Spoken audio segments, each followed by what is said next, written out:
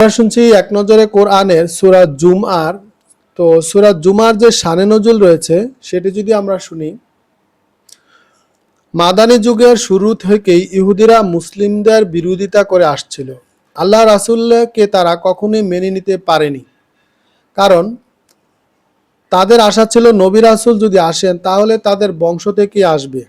যেহেতু নবীজি তাদের বংশ থেকে আসেনি, তাই শুরু থেকে গোয়ার্তুমি করে গেছেন তারা। নানানভাবে নবীজিকে হয়রানি করেছেন। তারা যে কেবলই গাধার মতো কিতাবের বোঝা বয়ে বেড়ায়, কিন্তু তা থেকে কোনোভাবে উপকৃত হতে পারে না। এই সূরার সেই বিষয়টি আল্লাহ তুলে ধরেছেন।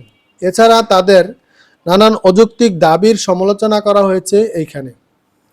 একই সাথে এই সূরার একেবারে শেষাংশে জুমআর নামাজের কিছু বিধান নিয়ে আলোচনা করা হয়েছে। মদিনার একটা সময় খাবার ও অন্যান্য জিনিসপাতির দাম খুবই বেড়ে গিয়েছিল। ঠিক ওই সময় এই জুমআর দিন, ঠিক ওই সময়ের এক জুমআর দিন আল্লাহ রাসূল সাল্লাল্লাহু আলাইহি সাল্লাম খুতবা দিচ্ছিলেন। তো সেই খুতবা চলাকালীন মসজিদের পাশে একদল ব্যবসায়ী এসে হাজির। হাঁক ডাক নিয়ে নানান জিনিসপত্র বেচতে লাগলেন তারা।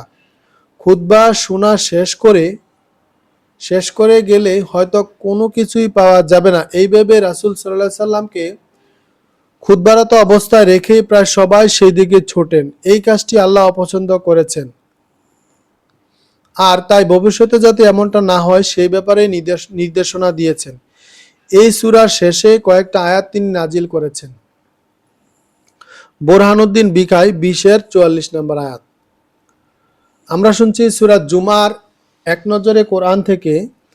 এইখানে এক নজরে কোরআনে যে সেগমেন্ট, অর্থাৎ 3টি সেগমেন্টে ভাগ করা হয়েছে। এক নাম্বার হচ্ছে আল্লাহর দেয়া নিয়ামত সম্পর্কে আলোচনা করা হয়েছে। 2 নম্বর হচ্ছে ইহুদিদের সমালোচনা করা হয়েছে, আর 3 নম্বর হচ্ছে বিধান। তো সেগমেন্টে প্রথমে হচ্ছে আল্লাহর দেওয়া নিয়ামত সম্পর্কে বিস্তারিত যেভাবে আলোচনা করা হয়েছে। কোরআন এমন এক জাতির উপর নাজিল হয় যাদের কাছে আগে কখনো আসমানি কিতাব নাজিল হয়নি। এটাই ছিল তাদের প্রতি এক বিশেষ নিয়ামত। আর ইহুদিদের সমালোচনা করা হয়েছে।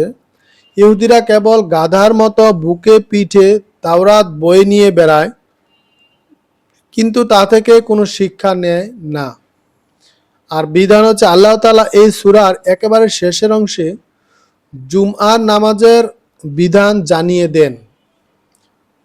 তো এই ছিল, এই 3টি বিষয় ছিল এই সূরাটির।